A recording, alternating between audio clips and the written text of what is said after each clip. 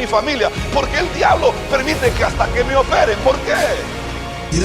Y se hubiera ido. Y la mujer, no, Señor, aún los perros comen las migajas que bota la gente. Y Jesús se volvió a ella y le dijo, mujer, grande es tu fe, se ha hecho como quieres. Esa mujer perseveró. Falta de reverencia a la presencia del arca del pacto en Bet-Semes. La batalla que los filisteos habían hecho en los tiempos del profeta y sacerdote Elí.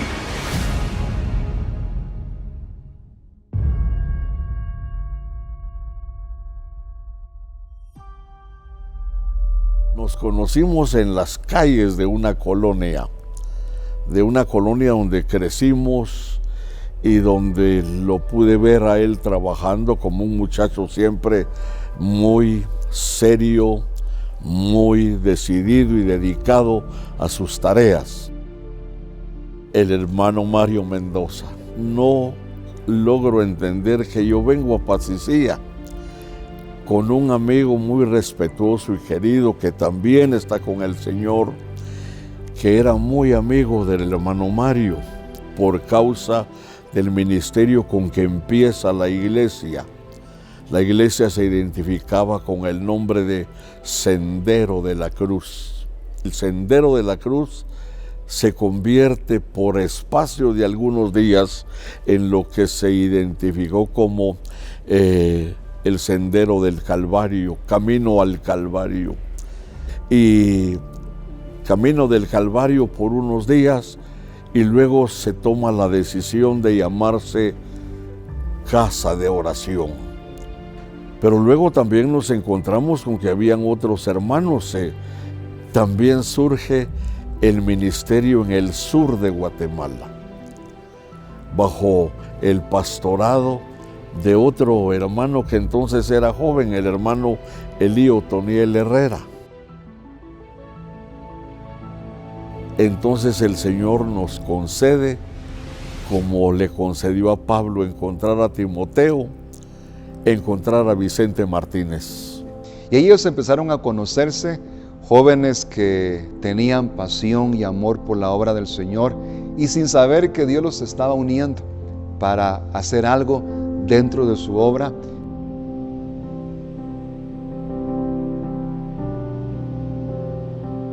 Los preparó de diferentes puntos de nuestra bella Guatemala, los unió en la ciudad capital y de ahí empezaron muchas cosas allá en Petén. Dios empezó a hacer algo grandioso, glorioso, y hoy nosotros somos parte de esa historia y somos parte de ese legado. El Petén, el sur que es Escuintla, parte del occidente que es Chimaltenango y parte del occidente que es Quetzaltenango. Así empezamos obras en distintos lugares, pero sin tener ninguna bandera denominacional, organización. Sencillamente era aquello de que el amor de Cristo nos juntó para trabajar para la gloria de Dios. Y esto es lo que marca el inicio de lo que hoy ya conocemos como Iglesia de Dios Pentecostés de América, aunque no se llamó así al principio. La Iglesia de Dios Pentecostés de América ya estaba funcionando en Belice, aunque no funcionaba como Iglesia de Dios Pentecostés de América, sino que bajo de un testimonio social de beneficio para gente que no tenía un lugar donde estar, como un asilo de ancianos. Y el misionero que estaba ahí entonces, que era el hermano Thurman Milholland, estaba sostenido por la Iglesia de Dios Pentecostés de América en los Estados Unidos. Pero de repente nos da la noticia de algo. Hay una Iglesia de Dios Pentecostés en la frontera entre Belice y Guatemala. Es Melchor de Mencos. Para esas fechas del año de 1972, tienen ya una identificación pero también tienen una personería jurídica, cosa que era, hasta para nosotros era desconocido todo eso. Y se llaman Iglesia de Dios Pentecostés de Melchor de Mencos. Nosotros teníamos un ministerio, como ya lo mencioné, desde lo que es Flores hasta el Río Dulce, identificado como Buenas Nuevas. Aquí estaba la casa de oración en Pasicía con sus satélites en diferentes lugares. Ebenecer en Quetzaltenango, pero en el área de Tiquizatescuintla, identificados como iglesias Buenas Nuevas. Habían iglesias en Las Trochas, en El Semillero, en El Arisco, en Río Bravo. En fin, nos damos cuenta que es como que el Señor hubiera tirado un gran grupo de semillas a diferentes lugares. De repente alguien que anda preguntando por nosotros. Y ese alguien resultó ser un hermano norteamericano llamado Samuel Corley. El hermano Samuel Corley era, para ese entonces en que estábamos inseguros sin saber qué hacer, él era el director mundial de la Iglesia de los Pentecostés de América. Él tomó la determinación y cuando sentimos había comprado ese terreno en donde está fundado hasta este día el Instituto Bíblico, en Los Álamos, Villa Canales. Y entonces surge un personaje que todos llegamos a conocer y a amar, que fue el hermano Pablo Diltz. Sin saber nosotros que él habría de ser el misionero que habría de quedarse en Guatemala. Es bajo de esa dirección entonces que surge el interés de cambiarle nombre de Iglesia de Dios Pentecostés de Melchor de Mencos a Iglesia de Dios Pentecostés de América en Guatemala. Para ese entonces nos unimos en un solo grupo y nos damos cuenta que tenemos un grupo de más de 48 iglesias funcionando en todo el país. Y ya tenemos una personería jurídica que se llama Iglesia de Dios Pentecostés de América en Guatemala. Tenemos una junta bien establecida, legalizada, y empieza este trabajo del cual estamos dando testimonio ahora.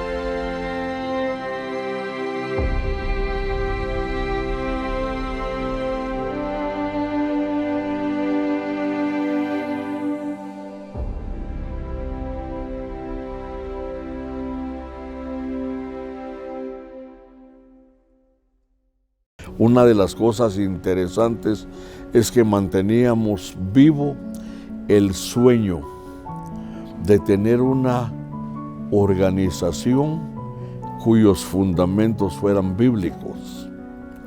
Y luego, eso no lo queríamos solo para nosotros. Nosotros queríamos ser el grupo portador de todo esto para propagarlo en diversos lugares.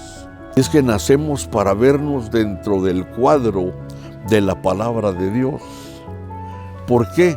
Porque hay tantas dificultades por todas partes. Porque vemos que muchas organizaciones, denominaciones, están interesadas en un pedazo de tierra y en unas cuantas paredes, pero no en las almas, que son la razón por la cual Cristo llegó a la cruz del Calvario. Hermanos, ver de aquí para atrás no nos queda más que mirar para arriba y decir, Señor, ¿cómo fue posible? ¿Cómo multiplicaste las cosas? Los centavos se hicieron billetes. Se hizo grande todo. Uno se queda asombrado porque uno no encuentra manera de explicarlo razonablemente, contablemente, de que un centavo se hacía miles. El primer seminario de entrenamiento básico breve para obreros lo celebramos en Melchor de Mencos. Tuvimos 22 estudiantes, entre mujeres y hombres. En el correr de muchos años, muchos de esos muchachos, hay algunos que son pastores en Cancún, México. Hay otros que están en todo Belice diseminados. Hay otros que están en diferentes lugares de la costa. Bueno, tenemos un Andrés Lux que está en San Marcos, ¿verdad? Es resultado de todos esos grupos. Ministros han llegado y se han ido, pero Pentecostés de América en Guatemala nunca se ha dividido. Quiero decir con esto que la unidad, o sea, hoy aunque hemos crecido, y de hecho, pues eso entre otras cosas causa que hay pastores que no se conocen. Antes nos identificábamos, todo el mundo sabía quién era quién, hoy ya no. Porque pues ya distantes geográficamente, trabajando en proyecto, la región 1 por su lado, la 2, la 3, la 4, siempre en un mismo plan, pero distanciados físicamente, ha provocado eso. Pero la unidad no deja de ser una cualidad importante. Esa unidad, creo yo, ha sido, es y debe seguir siendo una cualidad importante en Pentecostés de América en Guatemala. Hace unos 25 años ya estábamos viendo con preocupación el hecho de que, pues gracias a Dios estábamos creciendo, pero que como que proyectarnos a un mayor crecimiento exigía cambios. Y recuerdo que una vez llegó un proyecto y terminó engavetado. Llegó un segundo proyecto de cambios y pasó lo mismo. Fue finalizando el siglo pasado que recuerdo al hermano Mario Mendoza mencionar mi nombre y el de otros 2 ministros y encargarnos elaborar un proyecto nacional de reforma, esa fue la palabra, de reforma a Pentecostés de América en Guatemala. Trabajamos, reunión en Petén, reunión en Huehuetenango, reunión en la capital, tratando de ir todos los 3 a donde cada uno pastoreaba. Y finalmente el proyecto fue presentado a la Junta Directiva. Casi la mayoría del proyecto fue aprobado, ya no pasó como con los anteriores. Luego pasarlo a la Asamblea General, que era la que tenía la última palabra, si sí o si no, o si hacía cambios, estaban en todo su derecho, pero el proyecto pasó. Fue aquel proyecto en el que estábamos siendo desafiados a no estar solo como distrito, sino regionalizarnos y de alguna manera descentralizar el poder, por así decirlo, la autoridad del presidente de la misión y delegarla a los superintendentes de región. Fue un gran reto. Recuerdo que yo era miembro de una de esas pocas iglesias. Tal vez habían unas 3 en el Petén, la de Pacicía y la de Chirijuyú, en la costa sur la de Tiquizate, y aquí por occidente estaba la de Quetzaltenango y creo la de Xecaracoj. Y más para allá, a la frontera con México, había una sola iglesia en todo el departamento de Huehuetenango y era hasta allá en un pueblito, una aldeíta que se llama Yulconop, que pertenece a Santa Cruz Barías. Claro, yo no sabía de esas iglesias, ¿verdad? Hasta hoy sé que fueron de las iglesias de donde aquello nació. Se reúnen 4 siervos de Dios, el hermano Elí Herrera, hermano Vicente Martínez, hermano Francisco Solórzano y hermano Mario Mendoza, y le dan origen a esto. A venir desde allá hasta aquí es de entender solo una cosa: Dios ha sido fiel, porque ese proyecto no era de los hombres, ese proyecto era de Dios. Creo que haber aceptado el reto de hace más de 20 años a regionalizarnos fue fundamental, porque esto abrió oportunidades a otros para servir en el ministerio, en la parte administrativa. En aquel entonces éramos 11 distritos, Hoy son 27 distritos. 22 años después, somos 27 distritos. O sea, repito, en gran parte porque somos una misión de oportunidades, que reconoce la capacidad de los que vienen detrás y les da la oportunidad para que ellos también sirvan. Y entonces, proyectos como abriendo nuevas obras, abriendo nuevas iglesias aquí y allá, y no meramente acumulando números, es la misma necesidad, porque el superintendente de esa región me dice, hermano Mario, yo no voy a poder cubrir de 9 distritos a 10, esta región hay que multiplicarla, 5 y 5 o 6 y 4 como sea, pero hay que multiplicarla. Entonces, es clave dar oportunidades, delegar, y eso lo hicieron ellos con nosotros, y nosotros hemos seguido haciéndolo. Lo hemos seguido haciendo más bien con las nuevas generaciones que vienen detrás nuestro, para que también ellos crezcan. Al crecer en el ministerio, como resultado, la misma obra de Dios está creciendo. Seamos fieles hasta la muerte. No por lo que Dios nos da, sino por lo que el Señor hizo por nosotros. Una madrugada en la presencia del Señor, orando y llorando, revisé mi pasado y me pregunté dónde estaría yo, quién fuera yo si el Señor no me hubiera salvado. Entonces, servirlo a Él por lo que Él hizo por nosotros. Servirlo a Él porque cuando uno puede comparar lo venidero que es eterno con el pasado que era condenación y que en medio Él tuvo a bien sacarnos, salvarnos y amarnos y hacernos partícipes de este ministerio, nos dice que le sirvamos por lo que Él hizo por nosotros.